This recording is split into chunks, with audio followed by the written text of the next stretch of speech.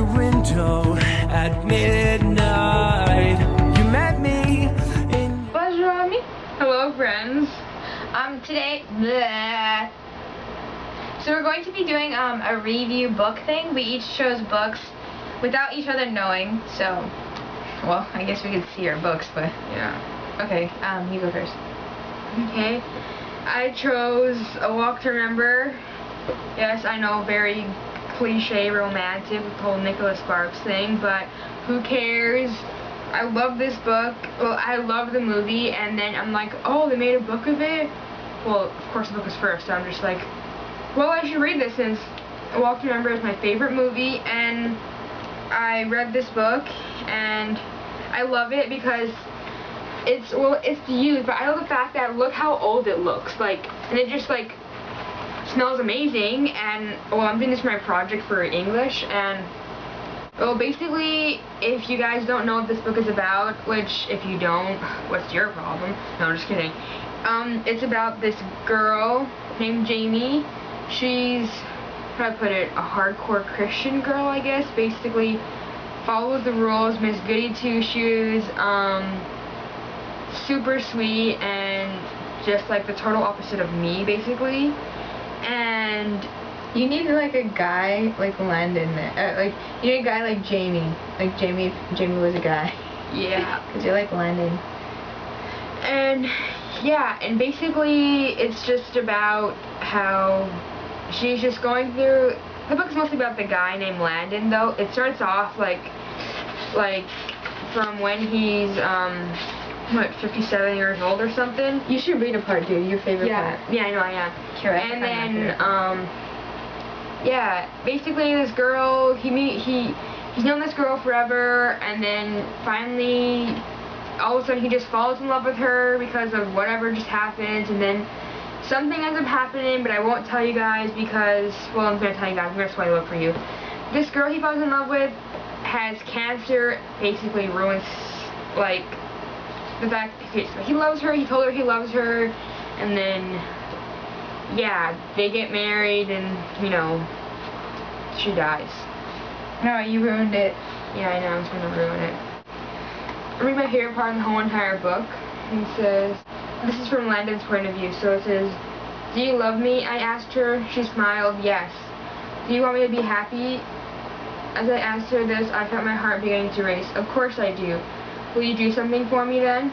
She looked away, sadness crossing her features. I don't know if I can anymore, she said. But if you could, would you? In a whole paragraph, and then she was just like, oh, yeah, and then she's just like, slowly dying. Yeah, she finally said, her voice weak, yet somehow still full of promise. I would. Finally, getting control of myself, I kissed her again, then brought my hand to her face, gently running my fingers over her cheek. I marveled at the softness of her skin, the gentlest I saw in her eyes. Even now she was perfect. Will you marry me? And then, when I was 17, my life changed forever. As I walked the streets of Bayfront, Beaufort, 40 years later, thinking back on that year of my life, I remember everything as clearly as if it were all still unfolding before my eyes. I remember Jamie saying yes to my breathless question and how we both began to cry together. I remember talking to both Hegbert, which is Jamie's father, and my parents, explaining to them that what I needed. They thought I was doing it for Jamie, and so I tried to talk him out of it, but he was in love with her, and he didn't care if he was sick, and that they would be together, and that it was God telling him to do this, and he was not going to disobey God. I know that some of you may wonder if I was doing this out of pity. Some of the more cynical may even wonder if I did it because she's going to die anyway and I wasn't committing much. The answer to both questions is no. I would have married Jamie Sullivan no matter what happens in the future. I would have married Jamie Sullivan if the miracle I was praying for had actually come true. I knew in the moment that I asked her, and I still know it today. Jamie was more than just the woman I loved. In that year, Jamie helped me become the man I am today. With her steady hand, she showed me how important it is to help others. Okay, basically, she was such a great person for him, and she really showed him, like, what life was all about. And Jamie also taught me the value of forgiveness and transforming power that it offers. I realized this the day that Eric and Margaret had come to her house. Jamie held no grudges. Jamie led her life the way the Bible taught. Jamie was not only the angel who saved Tom Thornton, she was the angel who saved us all. And that's basically it. And it's really sad. And yeah, but go read it because it's really good, and watch the movie because it's really amazing, but I love the book even better. But yeah. Okay. I chose Forbidden by Tabitha Suzuma. What? And you didn't choose this book? Are you crazy? She's crazy. Yeah, just look at the title, and if you don't know who Sherlock Holmes is, please just Die. yeah, just leave. Please just leave. No, but I got that for my birthday though. My 16th birthday. I love It's huge, and it's like practically our Bible. yes. It's our Bible. Oh, he's so beautiful. Look at him. Watch the TV show. And read the books. Yes. But no, so I chose Forbidden by Tabitha Suzuma. It's like she's like a British author, and I like the way that she writes because the way that she writes is kind of like how they talk, which is pretty cool. So the book is about, okay, before you judge, the book is about Lachlan and Maya and how they've always felt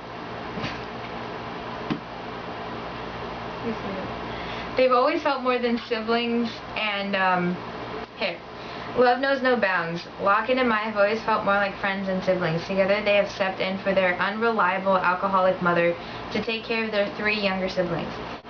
The stress of their lives and the way they understand each other so completely has brought them closer than 2 siblings would ordinarily be. So close that they have fallen in love. Dun dun dun!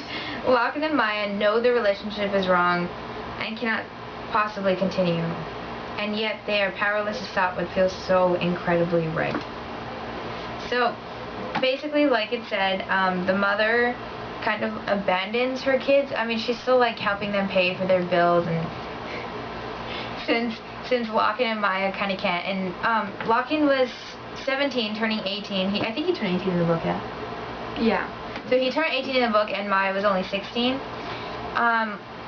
So they both were kind of had to take like the they had to take the dad and the mom role in the family with their 3 younger siblings.